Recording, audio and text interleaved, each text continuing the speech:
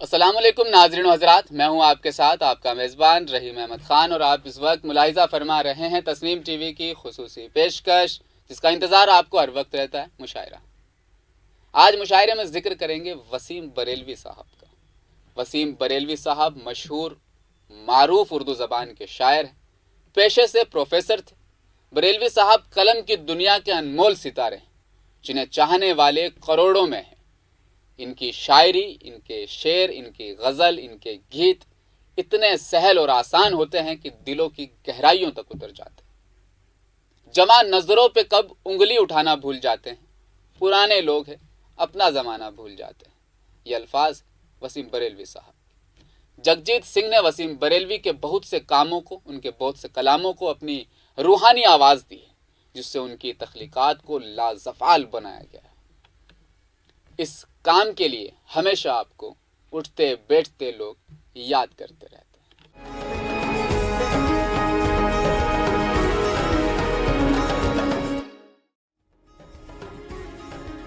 जाहिद हसन उर्फ वसीम बरेलवी 18 फरवरी 1940 को जनाब शाहिद हसन नसीम मुरादाबादी के यहाँ पैदा हुए।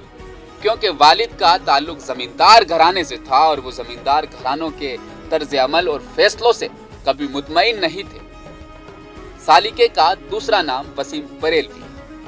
उनका मुशायरों में बैठने का अंदाज दूसरे शोरा को बड़े ध्यान से सुनना, हत्ता के तहजीब के तमाम एहतराम उनकी शख्सियत के सामने धुंधला जाते हैं। भारत के मशहूर गुलकार जगजीत सिंह ने भी अपने गानों को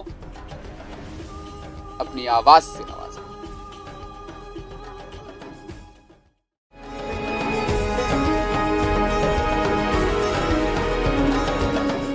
चेहरे तक अपनी नफरतें लाया तो था। वो मेरे चेहरे पर, सुनिएगा सब, बताइए सुनकर कि वो मेरे चेहरे तक अपनी नफरतें लाया तो था, मैंने उसके हाथ चूमे और बेबस कर दिया। वाह वाह वाह वाह वाह, यही हल है, यही हल है। वाह वाह वाह वाह वाह। वो मेरे चेहरे तक अपनी नफरतें लाया तो था, मैंने उसके हाथ चूमे, मैंने उसके हाथ चूमे और बेबस कर दिया। और हमेशा का हाल एक और बताता हूँ, पुराने शेर के जरिए पेश करता हूँ कि वो मेरी पीठ में खंजर जरूर उतारेगा, वो मेरी पीठ में खंजर जरूर उतारेगा, मगर निगाह मिलेगी तो कैसे मारेगा। वाह वाह।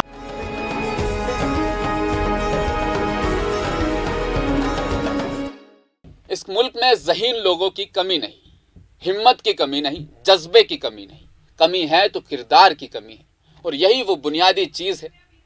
इसके बगैर कुछ नहीं बन सकता, चाहे आप तरक्की के कितने ही दावे करें। लेकिन अफसोस, मैंने सारी ज़िंदगी हिंदुस्तान को जिया है।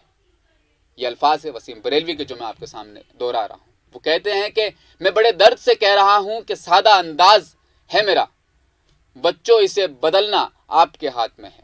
अगर आप ये समझते हैं कि जायज़ और नाजायज़ क्या है, सही और गलत क्या है, इसलिए घर में ये पाबंदी लगा देना कि जो रोटी रिश्वत के जरिए घर में लाई जाए वो हलाल नहीं है।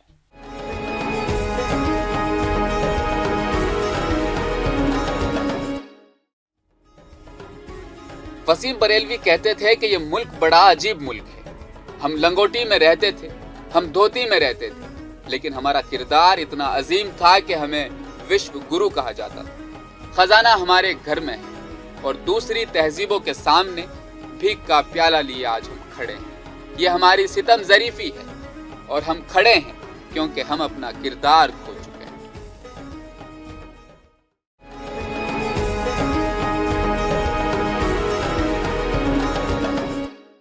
जाहिद हसन यानी वसीम बरेलवी को आज के वक्त में कौन नहीं जानता।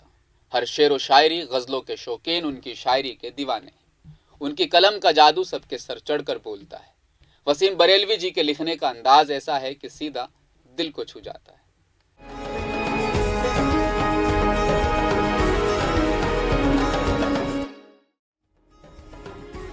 जाहिद हसन का जन्म 8 फरवरी 1940 बरेली में हुआ। बरेली इनका ननिहाल है और उनका जन्म उनके ननिहाल में हुआ। उनके पिताजी का नाम जनाब शाहिद हसन नसीम, जो कि मुरादाबाद नवाबपुर में जमींदार थे, लेकिन वहाँ के हालात कुछ ऐसे बिगड़े कि उन्हें मुरादाबाद छोड़कर अपने ससुराल बरेली आना पड़ा। और जाहिद हसन की वलादत यही हुई, यहाँ तक कि परवरिश भी उनके ननिहाल में हुई। इनके वालिद का ताल्लुक रईस अमरोही और जिगर मुरादाबादी से बहुत अच्छा था।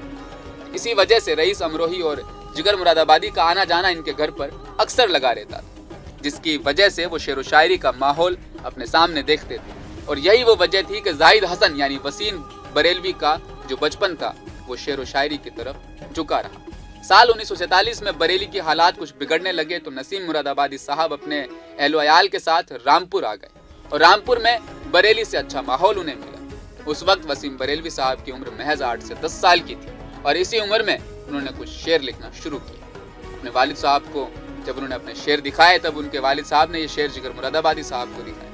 तब जिगर मुरादाबादी साहब ने उन्हें यह मशवरा दिया कि बेटा, आपकी उम्र शेर व शायरी की नहीं, अभी पढ़ने की है, पहले पढ़ लो, अभी पूरी उम्र पढ़ी है शेर व शायरी की। और इसके बाद वसीम साहब ने जिगर साहब का कहा माना और अपना पूरा जहन पढ़ाई में लगा दिया और अपनी एकेडमिक तालीम हासिल की और बरेली कॉलेज से MA उर्दू में गोल्ड मेडल हासिल किया और उसी कॉलेज में वो उर्दू एडमिनिस्ट्रेटर में सदर बन गए। 60 के दशक में वसीम साहब बाकायदा मुशायरों में जाने लगे और वहाँ अपने लिखे गज़लों को पढ़ने लगे और उनका शेर व शायरी के साथ उनका ताल्लुक और झुकाव ज़्यादा नजर आने लगा। इनका ये शौक जुनून बन गया और वो सबके चहेते बन गए। उनकी शायरी के लोग दीवाने से होने लगे। प्रोफेसर वसीम बरेलवी साहब का कहना था कि शेर लफ्ज़ से पैदा नहीं होता, शेर एहसास से पैदा होता। आज ये हिंदुस्तान ही नहीं, गैर मुल्क में भी इनके चाहने वाले मौजूद हैं। इनकी कलम की जादूगिरी के लोग दीवाने हैं। लोगों के दिलों को छूती हुई इनकी शायरी आज भी गुजर जाती है।